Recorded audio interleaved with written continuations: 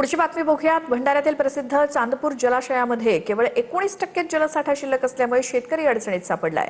जलाशयात केवळ 5.57% जिवंत जलसाठा शिल्लक आहे।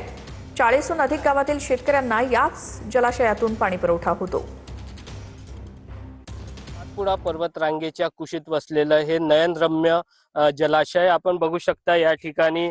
मात्र आता सध्या ऑगस्टच्या पहिला आठवडा सुरू आहे, मात्र पाऊस नसल्याने फारसा पाऊस न पडल्यामुळे या तलावाची पाणी पातळी अत्यंत कमी आहे।